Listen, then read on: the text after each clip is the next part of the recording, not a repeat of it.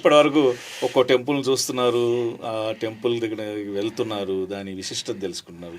ఇప్పుడు ఏ టెంపుల్కి వెళ్ళాలని అంటే ఒక ఉంటుంది కదా, ఈ సంవత్సరం ఇక్కడికి వెళ్ళాను, ఈ సంవత్సరం ఈ ఎందుకంటే అద్భుతమైన ప్రదేశాలు మీరు అన్నట్టు కాశ్మీర్ అనివ్వండి, యూపీ కానివ్వండి, రాజస్థాన్ కానివ్వండి, కేరళ, తమిళనాడు, ఇంకా కొన్ని విషయాలు సార్ చైతన్య గారు.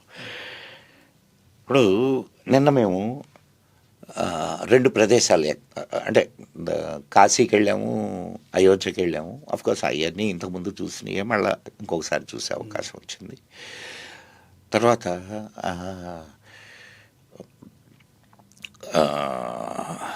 చిత్రకూట్ వెళ్ళాం. చిత్రకూట్ పేరు విన్నారా? తమిళనాడు కాదు, యూపీ. చిత్రకూట్ శ్రీరామచంద్రుడు వనవాసం అత్యధిక కాలం ఉన్నటువంటి ప్రదేశం అది. వనవాసంలో చిత్రకూట పర్వతం. అండ్ నైమిసారణ్యం వెళ్ళాం. ఈ 2 ప్రదేశాలు అఫ్కోర్స్ అక్కడ దట్స్ సంగత తర్వాత విషయం ఎట్లున్నా కానీ ఒక్కొక్క ప్రదేశానికి వెళ్తే, ఇప్పుడు నైమిసారణ్యం వెళ్ళాం.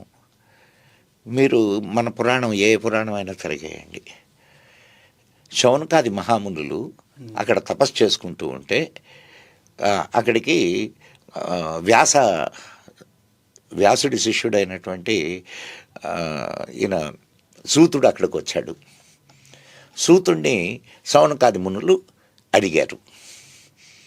అడిగితే ఆయన మా గురువు చెప్పినటువంటి విషయాన్ని నేను మీకు చెబుతున్నాను అంటూ ఒక పురాణాన్ని చెప్పాడు.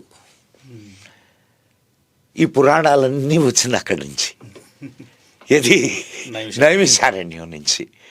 అండ్ ఈరోజు మనం ప్రతి వాళ్ళం ఇంట్లో ఏదైనా కొంచెం మంచి ఇదైతే సత్యనారాయణ వ్రతం చేసుకుంటాం, పూజ చేసుకుంటాం.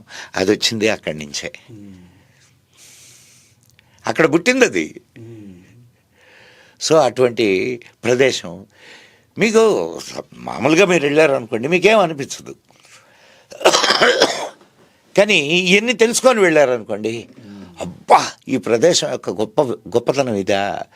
ఇక్కడ ఇప్పుడు బ్రహ్మ చెప్తాడు శౌనకాది మునులకి, వాళ్ళు వెళ్ళి అడుగుతారు ఆయన్ని, అయ్యా కలిపురుషుడు ప్రవేశిస్తున్నాడు, కలి ప్రవేశించిన చోట మాకు తపస్సులు ఎట్ట జరుగుతాయి, మేమేం చేయాలా, మాకు ఏదో ఒక దారి చూపించేయాలంటే, మీకు నైమిసారణ్యం అనే ఒక ప్రదేశం ఉంది, ఆ నైమిసారణ్యానికి మీరు వెళ్ళండి, అక్కడ కలి ప్రవేశం ఉండదు అని చెప్తాడు.